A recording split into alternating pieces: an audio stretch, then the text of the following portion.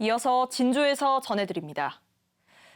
2년 전 쏟아진 집중호우로 하동 화개장터 일대가 잠겼었는데요. 하동군이 침수를 예방하겠다며 화개장터와 화개천 등에 195억 원을 들여 홍수 방어벽을 설치하기로 했습니다. 그런데 이 방어벽 설치를 놓고 일부 주민들과 화개장터 상인들이 반발하고 있습니다. 그 이유가 무엇인지 이형관 기자가 취재했습니다. 2020년 8월 나흘 동안 400mm가 넘는 집중호우가 쏟아진 하동군 화개면. 섬진강 본류와 만나는 화개천 물줄기가 낮은 제방을 넘어 화개장터까지 덮쳐 건물 240여 동이 물에 잠기고 280여 명의 이재민이 발생하는 피해가 났습니다. 하동군이 이 같은 침수 피해를 막기 위해 총 사업비 195억 원을 들여 화개천을 따라 화개장터 등 5곳에 홍수 방어벽을 설치하기로 했습니다. 투명과 유압식으로 최대 높이가 2.5m, 총 길이는 830여 미터에 이릅니다. 이 사업을 하지 않을 경우에는 차후에 집중호우나 태풍호우이 왔을 때 2020년도 같은 피해가 발생됐었습니다. 하지만 일부 주민들은 사업 철회를 요구하고 있습니다. 홍수 방어벽이 상가 1층 높이까지 설치돼 통풍이 어렵고 시야를 답답하게 가려 관광객 발길마저 끊기게 할 수 있다고 우려합니다. 2년 전 침수 피해는 섬진강댐 조절 실패로 난 인재일 뿐 평소 침수 피해는 크지 않다는 겁니다. 이러면 화개 사람들 어떻게 먹고 삽니까? 손님도 안 올 뿐더러 공기 흐름도 잘 안 되고 이래갖고는 살지를 못합니다.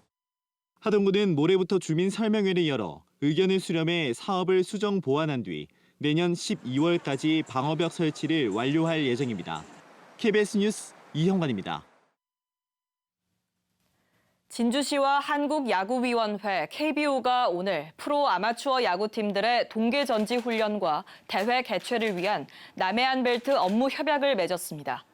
진주시는 오는 2025년 12월까지 명성면 관지리에 430여억 원을 들여 야구장 2면과 실내 훈련 에어돔 등을 갖춘 야구 스포츠파크를 짓는 등 KBO가 계획한 야구 인프라 남해안 벨트 조성에 협력하기로 했습니다.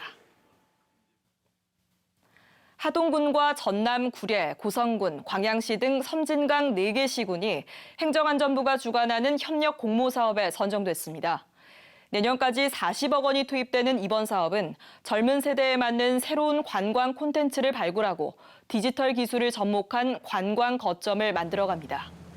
섬진강 하류에 있는 4개 자치단체는 2020년 섬진강 홍수 피해를 계기로 하나의 관광 권역으로 묶는 섬진강권 관광벨트 사업을 추진하고 있습니다. 경상남도가 어제 진주 서부청사에서 혁신도시 이전 공공기관 관계자들이 참석한 가운데 정주 여건 개선을 위한 연구용역 착수보고회를 열었습니다. 경상남도는 연말에 마무리될 연구 결과를 혁신도시 5개년 발전정책 수립과 정주 여건 개선 예산 확보에 활용할 계획입니다. 한국수자원공사 남강댐 지사가 오늘 진주 내동면 다목적 강당에서 남강댐 지역 주민 300여 명과 함께 주민화합 기념행사를 열었습니다. 이번 행사에는 노인학대 예방 홍보 공간과 친환경 손수건 만들기 체험 시간이 마련됐고 대중가요와 바이올린, 마술 등 공연이 이어졌습니다.